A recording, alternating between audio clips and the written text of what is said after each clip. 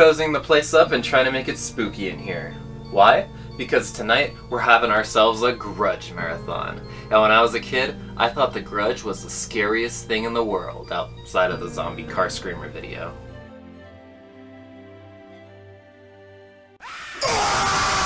One time when I was a kid, I was staying at my aunt's house in San Diego. She left HBO on for me and went to bed, so there I was, alone in the dark, with the only light being the TV, and I saw this.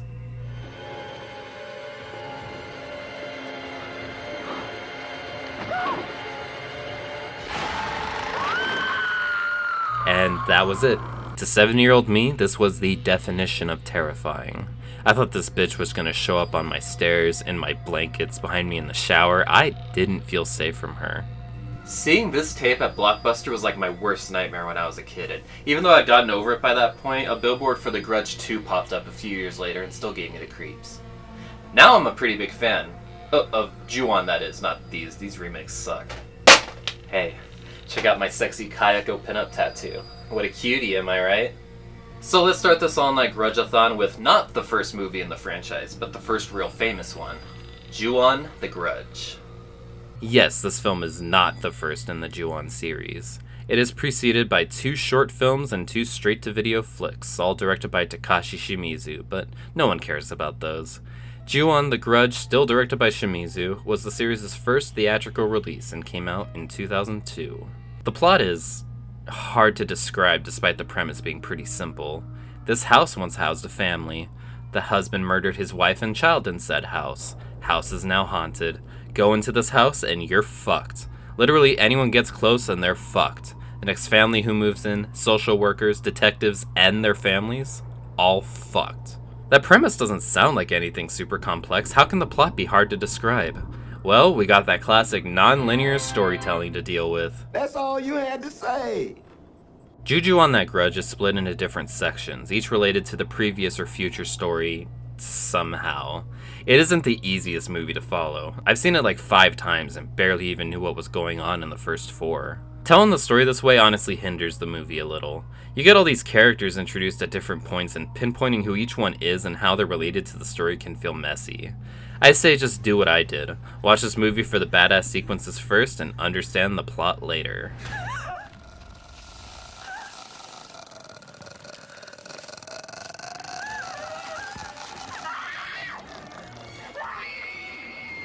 JU-ON has some of the best staged and executed horror scenes you can find. They take their time but don't drag. They're simple but not cliché for the most part. They scare you, but it never feels cheap.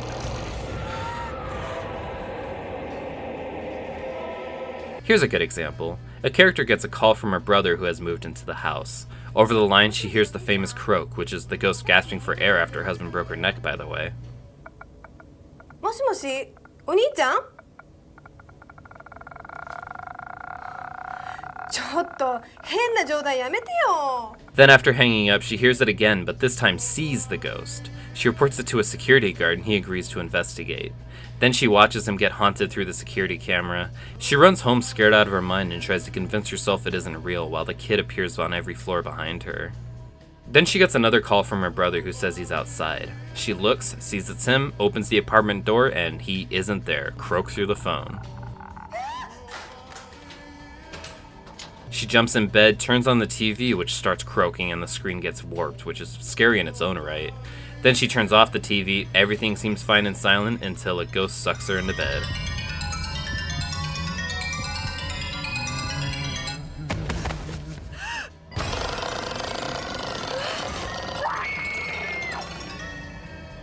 This happens over the course of about 5 minutes, and it's staged, paced, and edited perfectly. And this is just one of multiple sequences that happen throughout the movie.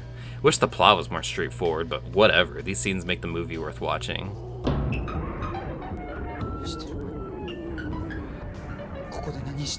The ghosts are iconic, of course. Toshio, the boy ghost, appears a lot more than his mom, but is definitely the least scary of the two. His gimmick is meowing.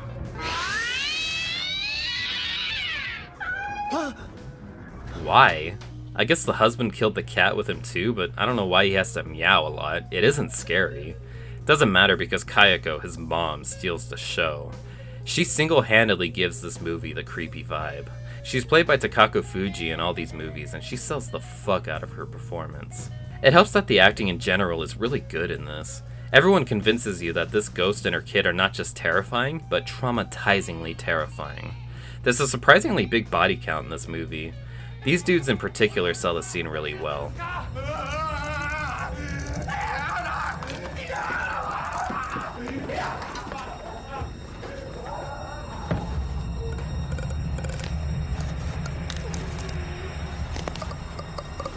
And yes, that J-horror atmosphere is here again, but it's different than in Ringu. It's still urban, but feels less urban. Suburban, if you will. Most of the movie takes place in this house, and you start to understand his floor plan after a little bit, so that helps with the world building too. This movie, of course, has the famous stair scene. Not quite Ringu iconic, but if you've seen it, you've never forgotten it. This shit is freaky.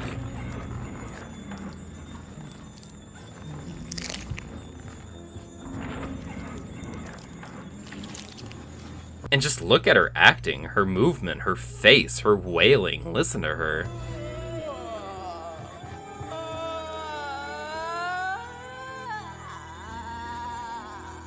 The scene also has a lot of random plot stuff I don't understand. Why is Kayako in her shirt? Why did she turn into Kayako in the mirror? I don't know, and I don't care. It's scary, and that's what's important.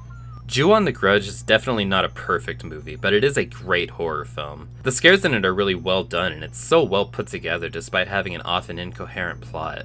I got this tat for a reason. This shit is badass.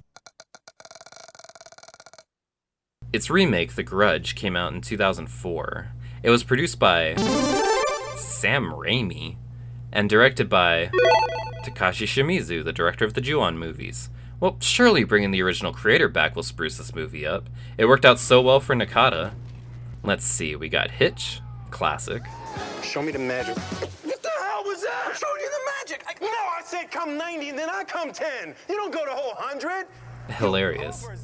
Some boring Adam Sandler movie named Spanglish. Looks trash. A commercial design company up until 4 months ago, and it was downsized to Zip, and now I'm a full-time mom. Gulp. Double gulp. Used a double gulp cup. Boogeyman. Now that's a throwback.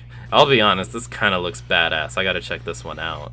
This one's called The Forgotten. It's written in that edgy font. This was your daughter's room. And yes! Yes! Yes! Yes! Yes! Yes! Okay, Beavis.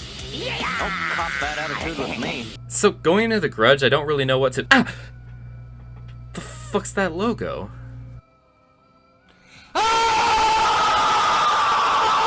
Anyway, going into The Grudge, I don't really know what kind of quality to expect, other than something that's obviously trying to be The Ring.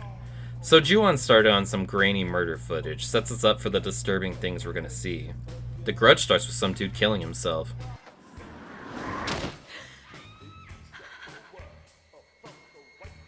Damn. I will say the opening title sequence is actually pretty cool.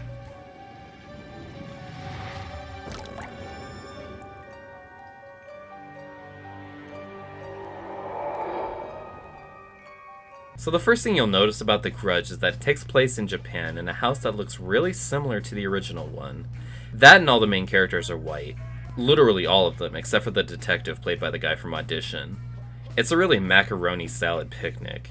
You got Sarah Michelle Gellar in the lead, fresh off of Buffy and with a for sure busy career ahead.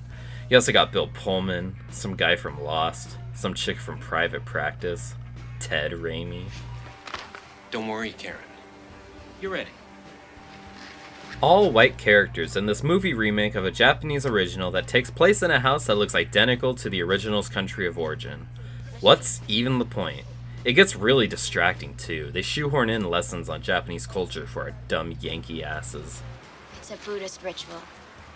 The incense smoke carries the prayers to the spirits of their ancestors.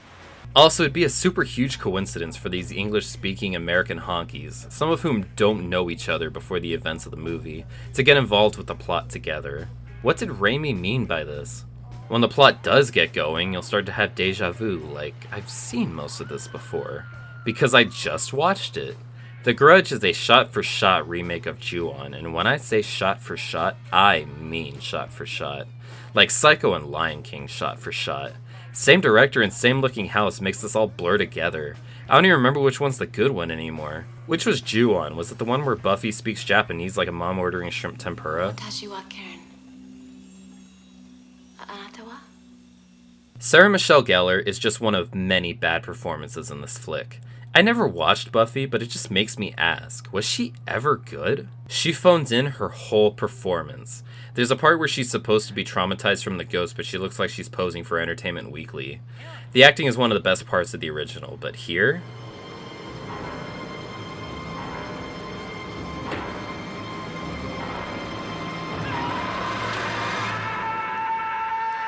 I guess it doesn't help if the things you're supposed to be afraid of aren't scary. Remember when I said American horror tends to just throw a bunch of shit on screen and wait for you to be scared?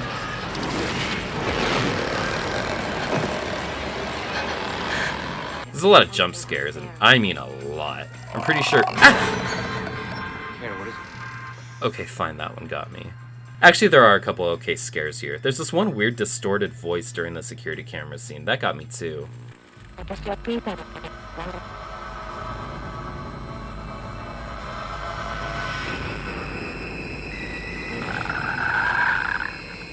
But let's take that scene I praised in JU-ON and look at the American equivalent. They both have similar set pieces that lead to similar scares, but the pacing and editing of the original is gone. There's no tension in The Grudge, and it can get really melodramatic. Excuse me, please, there was something on The stair scene, however, is okay. It's definitely not better than the original, though. It gets really jump cutty, but Kayako still sells her role really well. Like I said, it's the same actress in all today's flicks.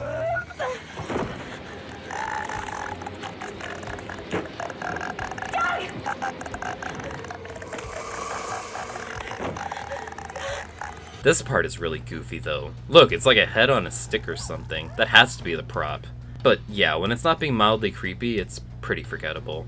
It can really drag its feet sometimes and just throws in spooky shit to keep your stupid PG-13 brain awake. Ah, jawless ghosts, that's scary. Huh. Yeah, JU-ON's better. The decent American remakes were fun while it lasted, I guess. Like Ringu 2, JU-ON 2 came out a year after the original, but does this sequel feel as thrown together as Ringu's did? Thankfully, no. And this DVD menu screen is hyping me up for some spooks. Hope I get some. Right away, this movie opens up with some cool POV driving shots and talk radio, already building more atmosphere than Ringu 2 dared to try. There are actually a lot of good things here. Lots of good framing and lighting. It looks better than the first one, if you ask me. But that's pretty much all it has going for it. Most of the movie is in one ear out the other. Thankfully though, Shimizu still knows how to keep up the creep factor, even though this flick is nowhere near as creepy as the first one. It still has its moments.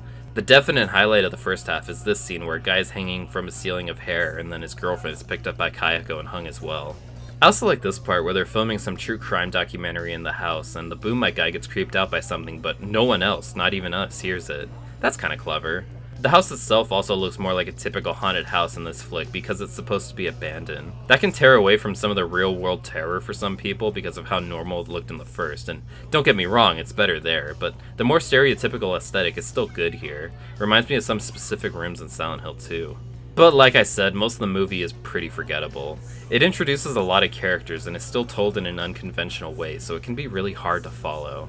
The last chunk is just complete nonsense. There's so much stuff happening, and I don't know how it contributes to the story. It's like House, but wouldn't make nearly as good a shirt. It does lead to some decent visuals, though. I ain't complaining.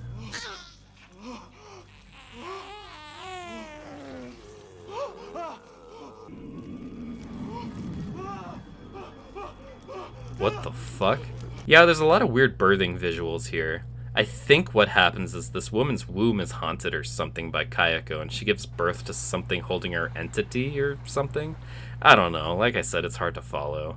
You aren't missing much with JU-ON 2, but if you are interested, I say give it a go, but feel free to skip the last 20 minutes. The same cannot be said for 2006's The Grudge 2. God damn, does this suck. Well, it opens with the Columbia logo turning into Kayako, that's funny. And what a coincidence, an international high school! Now we can have more white chicks in our Tokyo set horror movie. The rumor going around is that Buffy killed her boyfriend in the Kayako house and then tried to burn it down.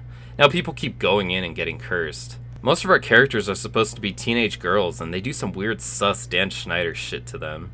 One of them dies in a love hotel her date brings her to. One chick pisses herself. There's a creep shot of her later before she dies.